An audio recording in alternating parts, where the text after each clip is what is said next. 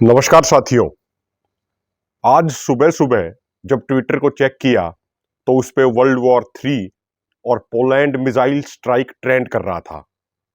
उसके बाद थोड़ा बहुत रिसर्च किया पूरी घटना को जानने के लिए, तो वेस्टर्न मीडिया के अधिकतर चैनल्स में हेडलाइन थी कि Russian missiles fail in Poland. इसमें भी बड़ी चतुराई थी, इस हेडिंग में भी चतुराई। वो क्या थी उस पर बाद में आएंगे, पहले मैं आपको थोड़ा सिनेरियो समझा देता हूं। अक्टूबर के महीने में क्राइमिया के अंदर जो रूस ने ब्रिज बनाया हुआ है, उस ब्रिज के ऊपर एक हमला होता है और उस हमले में उस पुल का एक हिस्सा टूट जाता है। एक्सपर्ट्स का कहना है कि उस हिस्से को रिपेयर करने में लगभग जुलाई 2023 तक का समय लगेगा। वो पुल रूस के लिए बड़ा अहम है क्योंकि 2014 में क्राइमिया के ऊपर रूस ने अपना कब्जा कर लिया था और वो एक पुल बनाया था उसको मेन रशियन लैंड से कनेक्ट करने के लिए। उसी पुल के माध्यम से जो यूक्रेन के अंदर रूस का जो एक अभियान चल रहा है, उस अभियान के लिए सैन्य सामग्री रूसी सैनिकों तक पहुंचती है।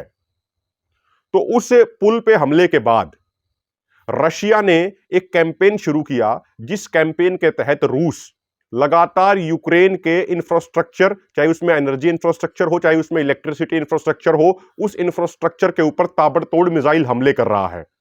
और एक्सपर्ट्स का कहना है लगभग यूक्रेन का 50% इलेक्ट्रिकल और एनर्जी इंफ्रास्ट्रक्चर तबाह हो चुका है। तो कल रात से पहले भी रूस ने यूक्रेन के ऊपर एक बहुत बड़ा मिसाइल हमला किया और उस मिसाइल हमले के मुख्य जो टारगेट थे वो थे यूक्रेन का एनर्जी और इलेक्ट्रिकल इंफ्रास्ट्रक्चर। रूस ने एक साथ लगभग 100 एडवांस क्रूज मिसाइलें दागी। यूक्रेन का कहना है कि उसने काफी मिसाइलें थी वो इंटरसेप्ट कर ली और उन मिसाइलों को मार गिराया, जबकि रूस का कहना है कि उसकी तमाम मिसाइल्स ने अपने टारगेट को हिट किया और उस मिसाइल हमले के बाद यूक्रेन के 10 बड़े शहरों में लाइट गुल हो गई, बत्ती गुल हो गई और लाइट चली गई और पूरे वो 10 बड़े बड़े शहर यूक्रेन के अंधेरे में डूब गए। उसी समय कल रात को एक ये खबर हाईलाइट होती है कि रूस की मिसाइल पोलैंड में भी जाके गिरी और उस मिसाइल हमले में पोलैंड के 2 किसानों की, 2 सिविलियंस की मौत हो गई। उसके बाद ये कयास लगाए जाने लगे कि अब क्योंकि पोलैंड एक नाटो कंट्री है, तो पोलैंड आर्टिकल 4 और आर्टिकल 5 के तहत नाटो की इमरजेंसी मीटिंग बुलाएगा। ब्रुसेल्स में नाटो के एनवॉयज की, नाटो कंट्रीज के एनवॉयज की इमरजेंसी मीटिंग शुरू भी हो गई। फिर एक ये न्यूज आई कि जो इंडोनेशिया में G20 बाली समिट चल रहा है, उसके दौरान जो बिडेन ने अपने एलाइज की, अपने मित्र देशों की एक इमरजेंसी मीटिंग बुलाई है इस पूरे घटनाक्रम के ऊपर। फिर ये न्यूज फ्लैश हुई कि पोलैंड ने रूस के राजदूत को तलब किया और उनसे जवाब मांगा है। तो ये सारी जो न्यूज हैं, ये सारी हेडलाइन फ्लैश होने लगी। अब उस बात पे आते हैं जो मैंने शुरुआत में कही कि भाई वेस्टर्न मीडिया के एक बड़े हिस्से ने इस न्यूज को कवर करने में चालाकी कैसे दिखाई। उन्होंने लिखा कि Russian missiles fail in Poland. अब यहां समझने की बात यह है कि रूस और उसके आसपास के जितने भी देश जो पहले सोवियत यूनियन में शामिल थे, वो तमाम देश आज भी सोवियत यूनियन एरा के हथियारों को इस्तेमाल करते हैं और उनका ओरिजिन रशिया ही है। जैसे S-300 मिसाइल डिफेंस सिस्टम, इसके अलावा T-72 टैंक्स, इसके अलावा Sukhoi 25 fighter jet, MiG-29 fighter jet, MiG-27, MiG-23, MiG-21 fighter jet, इसके अलावा book missile defence system, Igla missile defence system. तो जितने भी पड़ोसी देश जो ये हथियार इस्तेमाल करते हैं, चाहे उसमें बुल्गारिया हो, चाहे उसमें बेलारूस हो, चाहे उसमें यूक्रेन हो, पोलैंड हो, स्लोवाकिया हो, कजाकिस्तान, तजाकिस्तान हो, ये सोवियत एरा के वेपन्स का आज भी इस्तेमाल करते हैं। चाहे अर्मेनिया हो, अजरबैजान हो, जिनका ओरिजिन मूल तौर पे आज भी रूस कहा जाता है। तो उन्होंने बड़ी चालाकी से ये बात कर दी। उन्होंने ये नहीं बताया कि ये मिसाइल ओरिजिनेट कहां से हुई, ये मिसाइल किस देश से छोड़ी गई और कैसे पोलैंड में जाके गिरी, ये उन्होंने क्लियर नहीं किया। ये घटना होने के बाद तुरंत यूक्रेन के प्रेसिडेंट जेलेंस्की वो आए, उनकी एक वीडियो आई और उन्होंने बड़ा ही प्रोवोकेटिव उस वीडियो के अंदर बोला और उन्होंने कहा कि ये टेरर है, ये यूक्रेन की स्टेट की बाउंड्रीज को क्रॉस कर चुका है और ये कहीं भी जा सकता है। और उसने, जेलेंस्की ने रूस को एक टेरर स्टेट करार दे दिया और जेलेंस्की ने कहा कि अब समय आ गया है कि सब लोग मिलकर रूस का जवाब दें। वहीं दूसरी तरफ जो रशिया की मिनिस्ट्री ऑफ डिफेंस है उसने ये क्लियर कर दिया कि उसका इस मिसाइल हमले से कोई लेना देना नहीं है, और उन्होंने पहली ही स्टेटमेंट में ये क्लियर कहा कि जो ये मिसाइल के टुकड़े पड़े हैं ये यूक्रेन की सेना द्वारा इस्तेमाल की जाने वाली S-300 मिसाइल के डिफेंस के टुकड़े हैं। ये रूस का बयान हो गया। उसके बाद जो सबसे महत्वपूर्ण बयान आया वो आया अमेरिका की तरफ से। अमेरिका के राष्ट्रपति जो बिडेन ने कहा कि प्राइमरी इन्वेस्टिगेशन से यह पता चला है और मिसाइल की ट्रेजेक्टरी को रीड करने के बाद पता चला है कि यह मिसाइल जो पोलैंड के ऊपर गिरी है यह रशिया से ओरिजिनेट नहीं हुई। उसके बाद शाम होते होते एसोसिएटेड प्रेस ने कई सीनियर अमेरिकी अधिकारियों के हवाले से लिखा कि उन्होंने अपनी जो पूरी इन्वेस्टिगेशन करी है उससे यह बात समझ में आई है कि जो रूस ने यूक्रेन के ऊपर मिसाइल हमला किया उन मिसाइलों को इंटरसेप्ट करने के लिए जो यूक्रेन ने अपनी एयर डिफेंस की मिसाइलें दागी उनमें से कुछ मिसाइलें पोलैंड में जाके गिरी। तो ये उन्होंने क्लियर किया कि ये मिसाइलें यूक्रेन से ओरिजिनेट हुई और यूक्रेन के एयर डिफेंस सिस्टम की मिसाइल थी। और उसके अलावा मैं आपको यह भी बता दूं, पहले भी कई ऐसे वाकया हुए हैं कि जो Ukraine book air defence system या S-300 मिसाइल डिफेंस सिस्टम या अन्य मिसाइल डिफेंस सिस्टम इस्तेमाल करता है, वो रूसी हवाई हमलों को इंटरसेप्ट करने के लिए बड़ी संख्या में जब ये मिसाइल लॉन्च करता है तो कुछ मिसाइलें जो हिट नहीं कर पाती हैं वो मिसाइलें फिर दूसरी जगहों पर जाके गिरती हैं, और कई बार ऐसी मिसाइलें यूक्रेन के शहरों में भी गिरी हैं जिसमें काफी सिविलियन कैजुअलिटी भी हुई है। यहां समझने की बात यह है कि शाम होते होते रूस ने भी एक स्टेटमेंट दी और अमेरिका के बयान की तारीफ करते हुए कहा कि अमेरिका ने बड़ी जिम्मेदारी के साथ बयान दिया और उसने एक प्रोवोकेटिव सिचुएशन को कंट्रोल कर लिया। तो शाम को रूस यूक्रेन के बयान की तारीफ कर रहा था। अब महत्वपूर्ण बात इसके पीछे यह है कि अभी 2 दिन पहले ही तुर्की के अंदर अमेरिका की खुफिया एजेंसी CIA के डायरेक्टर विलियम बर्न्स और रशिया की फॉरेन इंटेलिजेंस एजेंसी SVR के डायरेक्टर सरगई नरियश्किन की एक सीक्रेट मीटिंग हुई, जिसे बाद में जब वो ओपन हो गई तो न्यूज चैनल्स ने भी कवर किया।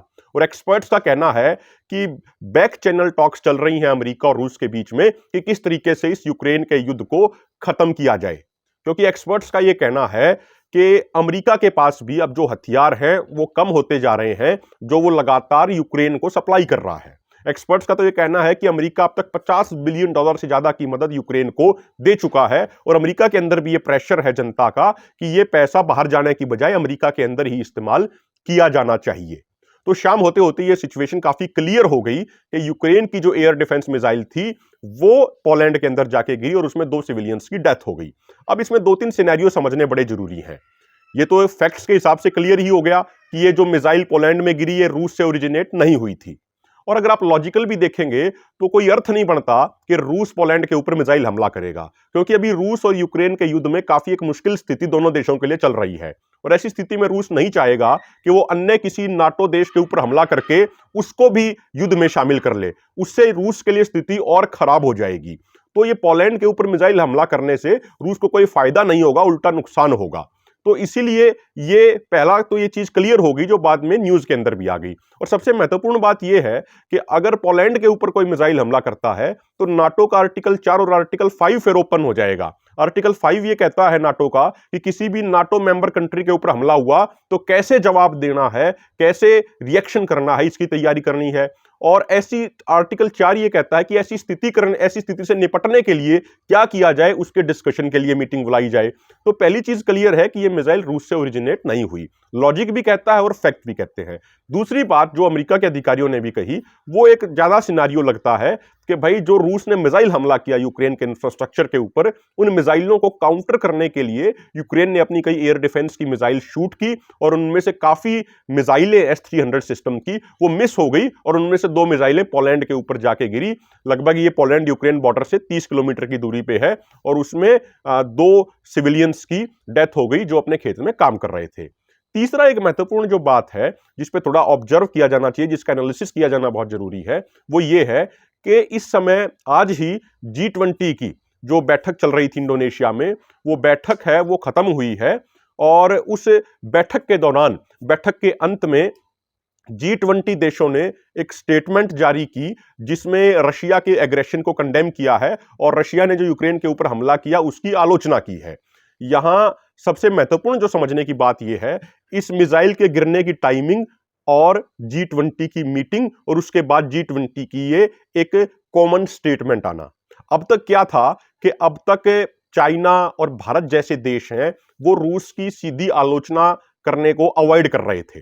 वो अपने इंटरेस्ट के अनुसार चल रहे थे और वो अमेरिका के दबाव में नहीं आ रहे थे। तो जब ये G20 बैठक चल रही थी, तो उस बैठक में जेलेंस्की ने भी वीडियो भाषण दिया, वीडियो मैसेज के जरिए। वैसे यूक्रेन G20 का मेंबर नहीं है, लेकिन जेलेंस्की को स्पेशल बुलाया गया वेस्टर्न कंट्रीज के कहने पे, और उसमें जेलेंस्की ने बड़े ही प्रोवोकेशन तरीके से, प्रोवोकेटिव तरीके से बोलते हुए G20 को G19 कह के संबोधित किया। वो उसमें से G20 में से जेलेंस्की ने रशिया को एक तरीके से बाहर कर दिया और G20 की जगह G19 बोला। तो ये जो पूरी टाइमिंग है, ये अपने आप में सवाल खड़े करती है। वैसे ज्यादा चांसेस ये है कि वो गलती से यूक्रेन का एयर डिफेंस मिसाइल जाके गिरी। एक आप एंगल पे जिस पे हम सोच सकते हैं वो ये भी हो सकता है कि ये एक कॉमन घटना थी, लेकिन उसको हाईलाइट इतना ज्यादा इसलिए किया गया ताकि जो G20 देशों की स्टेटमेंट है, उस स्टेटमेंट को इन्फ्लुएंस किया जा सके और G20 की तरफ से अधिक एक मजबूत स्टेटमेंट रूस के खिलाफ जारी कराई जा सके, जिसमें रूस की तीखी आलोचना की जाए। और आज काफी डिफरेंसेस होने के बावजूद G20 कंट्रीज में एक कॉमन स्टेटमेंट जारी की गई, जिसमें रूस के इस हमले को कंडेम किया गया, इसकी आलोचना की गई और कहा गया है कि सीज फायर की जानी चाहिए। तो कुल मिला के यह समझना ये बड़ा जरूरी है कि इंपॉर्टेंट बात ये जरूरी है, जो इसका पूरा एनालिसिस का निचोड़ निकल के आता है, वो ये है कि आज जिस तरीके से भारत में भी एक मीडिया का एक बड़ा हिस्सा है जो कॉरपोरेट के दबाव में काम करता है। ये सिर्फ भारत में ही नहीं चल रहा है, ये सिनेरियो आज पूरी दुनिया के अंदर ये चल रहा है। चाहे आप किसी भी देश की बात कर लीजिए कि उन देशों के मीडिया के एक बड़े हिस्से पे वहां पे कॉरपोरेट का बहुत ज्यादा दबाव है। चाहे वो वेस्टर्न मीडिया हो, चाहे वो रशियन मीडिया हो, चाहे वो चाइनीज मीडिया हो या कहीं का भी मीडिया हो, वो मीडिया का एक बहुत बड़ा हिस्सा वहां के कॉरपोरेट और वहां की सरकारों के दबाव में ही चल रहा है। न्यूट्रल मीडिया पूरी दुनिया में बहुत कम बचा है। तो मीडिया ने जो एक फॉल्स नरेटिव जो एक पेश करने का प्रयास किया पूरी रात को और आज सुबह 10-11 बजे तक, वो बड़ा खतरनाक है। इसीलिए मीडिया के नरेटिव पे एज इट इज विश्वास करने की बजाय हर चीज का एनालिसिस करना चाहिए और एनालिसिस के जरिए चीजों को समझना चाहिए। हम उम्मीद करते हैं आपको ये एनालिसिस और ये वीडियो बहुत अच्छी लगी होगी। वीडियो अच्छी लगी होगी तो इसको शेयर जरूर करें, लाइक जरूर करें और चैनल को सब्सक्राइब जरूर करें। बहुत बहुत धन्यवाद।